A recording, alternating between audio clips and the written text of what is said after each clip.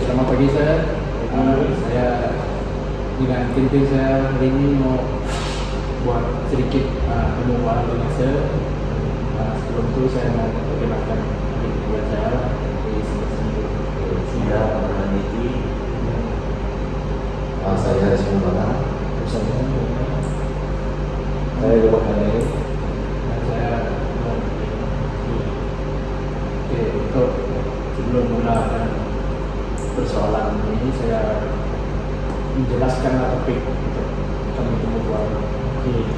Jadi untuk topik hari ini kami mau bertanya tentang itu berkaitan dengan nilai dari perspektif. Jadi untuk persoalan pertama nilai ini daripada perspektif agama lah. Ya. Boleh? InsyaAllah kalau saya cubalah jawab. Sebab ini pandangan saya. Ya. Sebenarnya macam ini. Bagaimanakah kepercayaan agama anda mempengaruhi pemahaman anda tentang betul dan salah? Bagaimana Kepercayaan kepercayaan agama saya mempengaruhi pemahaman saya tentang salah betul. Ya, okey, pada saya agama ni adalah satu pegangan kepada kita lah. Bila kata agama ni sebagai pegangan tu maksudnya dia adalah guideline ni ataupun kita punya penunjuk arah. Bila nama penunjuk arah tu, kalau dari segi agama saya lah, memang dalam agama Islam memang daripada kecil lagi kita dah diajar tentang perkara betul dan perkara yang tak betul. Sebab kita memang ada bahan rujukan kita selain daripada mak ayah kita lah sebagai rujukan. Kita juga ada Al-Quran sebagai bahan untuk menjadi rujukan lah. Sebab Al-Quran ni adalah kitab yang agak mulia lah dalam Islam ni. Jadi dia adalah Ummul Kitab. Maksudnya dia adalah segala-galanya ada dalam tu. Maksudnya tak ada tempat lain yang boleh dirujukkan selain Al-Quran dan Sunnah Nabi. Itu je yang bagi saya dalam agama Islam, dua benda tu je yang kita pegang. Mungkin kalau saya cakap orang tua, mak ayah kita sebagai itu, kadang-kadang mak ayah kita pun ada juga yang tak betul kan. Kadang-kadang kita kalau kita jadikan pegangan kita manusia, kadang-kadang tak begitu tepat lah. Jadi agama Islam, Al-Quran dan Sunnah tu itu adalah yang paling terbaik lah untuk pandangan saya lah. Okay. Kami boleh teruskan soalan. Boleh, insyaAllah. Lepas tadi sangat baik. Jadi saya akan ceritakan dua soalan yang kedua. Okey. Dalam cara apakah iman anda membimbing dosa anda apabila berhadapan dengan dilema moral? Okey, sekarang ni kalau moral kita memang tak dapat nak membendung secara terus-menerus. Sebab isu moral ni dia memang daripada dia akan muncul dari berbagai sumber. Contohnya pelajar ni ataupun siapa-siapa saja mudah untuk terikut dari segi kerana kita sekarang ni terdedah dengan media sosial, pengaruh persekitaran.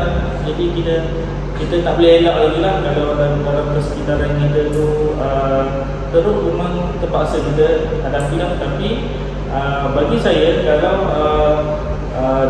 kalau saya lah sebagai seorang pendidik lah dekat sini, saya ada kuasa untuk membimbing secara dengan kuasa lah. Kalau dalam Islam ni, dalam agama saya ni, kalau kita sembang pasal dengan cara apa iman kita untuk membimbing tu ataupun nak handle isu moral ni, kita ada 3 kaedah lah yang saya tahu lah. Iaitu yang pertama sekali, kita boleh membuat teguran ataupun kita boleh menghalang sesuatu tu dengan menggunakan kuasa kita. Contohnya saya seorang pengajar ini, saya ada kuasa lah untuk menghalang daripada pelajar melakukan benda-benda yang tak baik, isu moral lah. Kalau dan saya tak ada kuasa, contohnya saya berada di luar kawasan IKN, contohlah saya berada di shopping mall. Contohnya saya tengok kanak-kanak berkelakuan tidak bermoral lah, contohnya membuat gangguan. Kalau budak muda, saya rasa saya boleh lagi menegur ataupun dengan cara mulut lah. Okey. Kalau lagi satu yang terakhir Saya boleh sediakan soalan itu macam ni. Bagaimanakah anda mendamaikan sebarang konflik antara ajaran agama dan norma masyarakat mengenai tingkah laku moral? Okey. Apabila tingkah laku moral ni, kita tak boleh kaitkan dengan agama sebenarnya. Betul. Okey, agama adalah satu pegangan. Kalau semua agama, kalau seseorang itu dia betul-betul pegang dengan agama dia, setiap agama, pada pendapat saya, semua agama tidak mengajar untuk jadi seorang yang tidak bermoral. Semua agama mengajar untuk jadi seorang yang bermoral. Jadi saya tak rasa masalah agama boleh menyebabkan moral terganggu sebenarnya. Moral ni sebenarnya datangnya daripada diri. Masalah diri sebab dia nak ikut ataupun dia tak ikut, itu yang menyebabkan kita. Jadi kalau contohlah sekiranya isu agama dijadikan sebagai ini, saya memang sangat tak setuju lah. Tapi kalau dengan soalan yang tadi, apa soalan ni saya pun dah lupa lah. Soalan dia bagaimana anda mendamaikan? Okey, isu dia nak mendamaikan satu konflik. Contohnya dua orang agama lain-lain, contoh bertekak berkaitan dengan isu moral. Contohnya orang Islam, dia memang tak makan babi. Okey, tapi orang yang bukan Islam dia makan babi, contohlah. Jadi isu sensitif juga ni. Okey, sebab orang non-Muslim dia boleh makan, tapi yang Muslim dia tak boleh makan. Jadi pada saya, setiap agama tu dia perlu setiap individu tu dia perlu balik kepada agama dia. Adakah agama dia membenarkan untuk dia tidak hormat pada orang lain? Sebab bagi saya setiap agama dia mengharapkan dia akan respect pada agama orang lain juga. Sebab dalam Islam pun dia masih lagi respect agama lain, dia bukan dia tak respect. Memang respect, tapi disebabkan isu moral, no point bagi saya. Bukan agama penyebab pada kejatuhan moral. Okey, sepatutnya dengan adanya agama, sepatutnya hubungan ataupun ikatan antara bangsa atau agama akan lebih bagus lah sebenarnya. Okay. Panjang jawapan saya tu kan, tak tahu menjawab ke tak kan. Okey, soalan apa? Last soalan. Soalan yang terakhir. Okey. Soalannya adalah bagi contoh bagaimana prinsip agama saya telah mempengaruhi tindakan saya dalam situasi moral adalah apabila saya memilih untuk mengamalkan kemurahan hati dan kebaikan terhadap orang lain mengikut ajaran kasih saya. Maksudnya soalan dia nak bagaimana agama saya telah memberi efek kepada saya untuk bagi jadi harmoni ataupun bagi moral tu lebih baik, keharmonian apa semua. Okey, Saya rasa bukan kata agama saya, semua agama. Kalau kita, saya ulang sekali lagi yang mungkin tadi saya dah cakap tadi. Pada saya, agama, semua agama melatih ataupun memberi jalan untuk setiap individu tu akan lebih bermoral tinggi, supaya akan dipandang lebih mulia lah. Sebab semua agama nak kita ni lebih dipandang mulia. Tapi kadang-kadang ada juga yang salah anggap dengan pendapat tu, sebab dia anggap kalau dipandang mulia ni dia nak dia terpaksa buat satu benda. Tak, sebenarnya agama bagi saya dengan ajaran yang saya ikuti sekarang ni dah cukup bagus untuk saya memberi contoh kepada orang lain lah, untuk menjadi yang lebih baik daripada yang sebelumnya. Sebab tu kita macam dalam agama, contohnya dalam agama Islam, kalau dia ada peruntukan untuk ada peraturan yang perlu kita patuhi. Jadi dengan adanya peraturan-peraturan tu menjadikan seseorang tu lebih berdisiplin. Okey.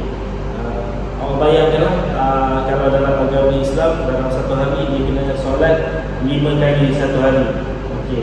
Mungkin pada agama lain rasa macam satu benda yang membebankan, 5 kali tu nak solat kan. Tapi pada saya, agama saya dah bagi arahan macam tu, jadi kita kena ikut. Dan kalau kita tak ikut, mungkin kita akan berdosa lah. Daripada segi agama saya dah maksud dia, pendapat saya lah.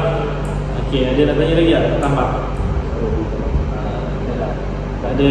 Okey. Jadi sebagai kesimpulan lah dalam satu soalan ini, pendapat saya semua kami boleh terima, cuma dianggap positif lah. Memang saya rasa agama ni memang bukan yang negatif, tapi dia dalam positif. Sebab kalau kita, sebab agama ni dia macam guideline lah. Macam saya cakap awal tadi, panduan. Kalau orang tu dia tak ada panduan, macam layang-layang tak ada tali, dia terbang itu seperti dia lah. Kalau layang-layang tu ada tali, dia ada pegangan. Rasanya dia akan ikut saja. Kalau ke mana tuan dia akan bawa lah.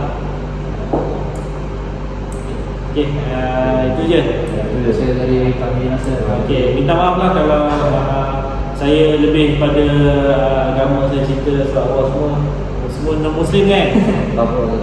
Tapi saya terpaksa bercerita berkaitan dengan agama Islam. Tapi sebenarnya agama ni open. Kita awak pun boleh tahu apa ajaran kita buat. Kita pun kalau ni, saya pun kadang-kadang saya pun ingin juga nak tahu apa agama Kristian pun dia banyak cabang juga. Dia ada macam-macam jenis Kristian kan. Ajarannya ni semua Kristian kan. Semua Kristian. Kalau semua Kristian pun semua sama ke lain? Lain pun dia ada cara lain kan. Ada juga Kristian saya pun study juga. Ada juga Kristian yang tak makan babi, macam saya cakap dia kan. Ada yang Kristian yang tak makan babi. Jadi benda tu benda simple, tapi kalau dijadikan isu berat, tak ada respect antara agama-agama lain, dia akan jadi benda tu jadi negatif lah. Kalau benda tu ada setiap orang ada sifat moral yang bagus, ada respect antara satu sama lain, dia tak akan buat lah, tak akan ada masalah. Sebab awak pun dah tahu macam mana nak kendalikan benda-benda yang sensitif bagi umat Islam. Sensitivity tu ada cara dari segi percakapan, kadang-kadang lepas, kadang-kadang saya pun normal lah, manusia ni percakapan tu memang lepas, tapi kita boleh tegur dengan cara yang lebih baik kan.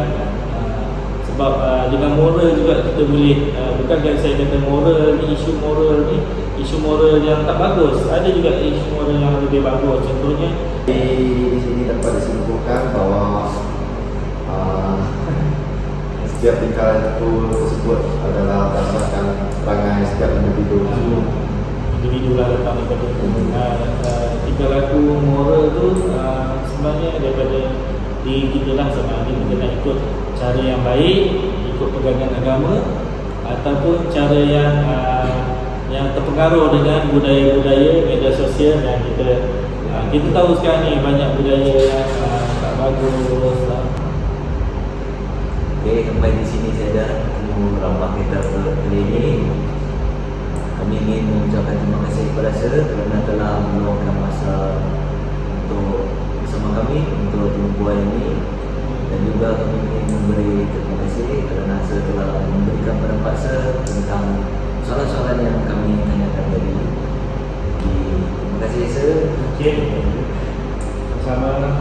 Kalau ada apa-apa bolehlah tanya ni. Kalau ada benda yang daripada penyampaian saya tadi terkurang ataupun terlebih, saya terlebih bahasa terkurang ataupun ada yang tersinggung, saya minta maaf lah.